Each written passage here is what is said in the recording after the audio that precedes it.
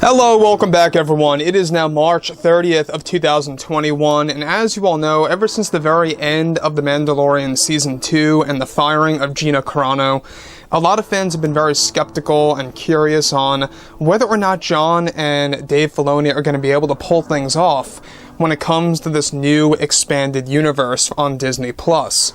This is Mike Zero. Make sure to subscribe if you're new to the channel for future Star Wars content. Now, a lot of people have canceled their subscriptions to Disney+, affecting not only Star Wars, but also Marvel on there, and other, streaming services around the world have actually been booming a little bit more because people are switching from Disney+ to others. Now, when we go ahead and examine what has happened over the past couple of years by Kathleen Kennedy, we know, and as I like to always say, she's nothing more than a force of destruction. We saw what she did with the sequel trilogy. We also saw what she did with Solo, A Star Wars Story. Not to mention, one thing that a lot of people tend to forget is that she deleted a lot of scenes involving Darth Vader from Rogue One, A Star Wars Story. So there's been a lot of movies associated with the Star Wars franchise that have pretty much been sabotaged by Kathleen Kennedy, to say the least. Now, here's the thing that's very intriguing, is that yes, we do know that a lot of setbacks were put in place to the Mandalorian universe, everything involving Jon Favreau and Dave Filoni, and how all of the surrounding TV shows are going to be set right near the Mandalorian TV show and kind of interconnect with each other. We've got Ahsoka, we've got Mando, we've got other TV shows on the horizon that are going to, by the way, be announced later this year in the fall, followed by more TV show announcements coming at Star Wars Celebration of 2022. So both this and next year, we are getting new announcements of TV shows. So with that being said, of course, now that both Disney and Lucasfilm are fully invested with their new Star Wars universe, it's best described that currently both Jon Favreau and Dave Filoni are heavily working on Ahsoka and Mandalorian in order to build a new EU that pays tribute to George Lucas's vision. It's described that both Jon Favreau and Dave Filoni are using the Ahsoka Tano series in a key way in order to restart many aspects of the sequel trilogy movies, such as The Rise of Skywalker as the biggest example. Favreau and Filoni are described to have a plan to do something similar of what was done in Star Wars Rebels when Ezra saved Ahsoka from Vader, literally changing what could have been and how that will be used with Vader. Literally changing, of course, the entire history of Star Wars in different ways that's going to focus on order to change key aspects of the character of Luke Skywalker in the sequel trilogy movies that is set to make many fans very satisfied. Now further, it's noted that Favreau and Filoni will be restarting, or resetting if you will, elements of the sequel trilogy using characters Ahsoka Tano, Ezra Bridger, and yes, even the Worlds Between Worlds, and how it's set to use the Force Ghost of Anakin Skywalker portrayed by Hayden Christensen in the new series that is set to debut sometime in 2022, if not 23. Rosario Dawson is already beginning to train for her role as Ahsoka Tano, in order to actually get things rolling, as they are planning to begin filming the series once the Kenobi show is finished by the end of this summer, in order to have Hayden involved as Anakin Skywalker once again as a Force ghost. Now, Kathleen Kennedy is best described to be very angry and has a big grudge against Jon Favreau about this course correction by Favreau and Filoni, and that they are treating the Ahsoka series as their version of Doctor Strange and the Multiverse of Madness. Not saying, of course, that the Ahsoka series is going to include a multiverse, but it's going to be more involved with the aspects of time. It's said that this was Favreau's idea, along with Filoni, to make it a time warp-focused TV show, and not necessarily time travel per se, but the core of the story involving time warps and mysteries of the Force that Ahsoka will explore and attempt to fix.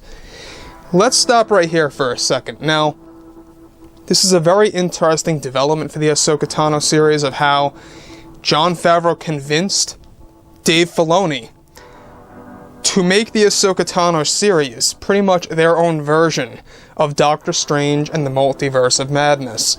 Now, Doctor Strange 2 is going to be coming out next year, March of 22. It's going to be probably one of the biggest hits by Marvel because spoilers, potential spoilers, I don't know if you guys want to know, but there is a big on spoiler out there that Tobey Maguire himself is going to be involved in a big way as Spider-Man in, of course, this new movie in a significant way since Sam Raimi is involved.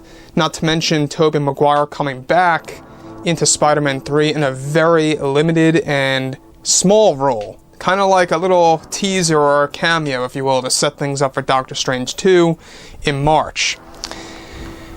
So basically, Marvel bringing back Tobey is the equivalent of Star Wars, like Lucasfilm, bringing back Hayden Christensen. It is the absolute equivalent, and Disney made these calls. They wanted both Hayden and Tobey back for their two massive franchises in order to really make the fans happy. And you know what? They're making the right moves. They are making the right moves right now, at least on that front. Now, I'm not to say here that Disney has done everything right or is already doing everything right. There are some flaws in this new expanded universe in my book. I'll go over that a little bit later. But Jon Favreau restarting and resetting many aspects of the sequel trilogy using the Worlds Between Worlds is a very, very big development on the Ahsoka Tano series.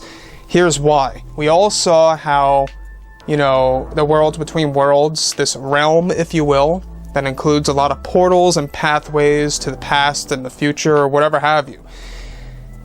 It really allows one character to alter history. We saw what happened with Ezra Bridger pretty much saving Ahsoka Tano's life from Darth Vader.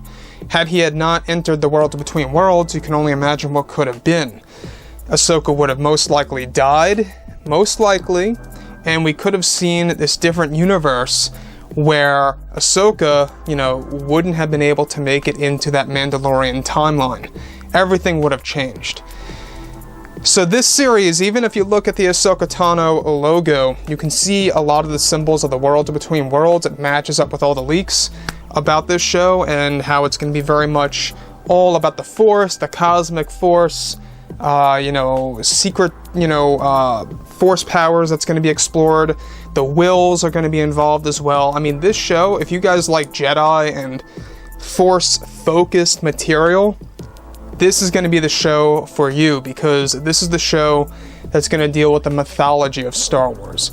This is going to be the main focus. All of the Force powers, all of the godlike beings, as we like to call them, the wills by George Lucas. I mean, this is George Lucas's vision.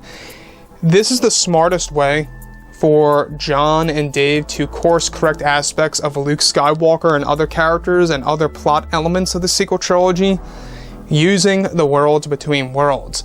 How significant will the changes be? That we're going to have to wait and see, or at least wait a little bit longer until we hear more about that. That's going to be very interesting to know, because obviously a lot of fans are very unhappy with what happened with episodes 8 and 9 primarily. The Force Awakens was, pretty much a gateway to possibilities. 8 and 9 were failures in a lot of fans' eyes out there. So, like I've said before in the past, guys, drop a comment below. Let me know what you think about all of this in the comments, and if you guys did enjoy the content for today, do make sure to drop a thumbs up on this video to support the channel. I thank you all so very much for the kind support, and I'll catch you guys next time.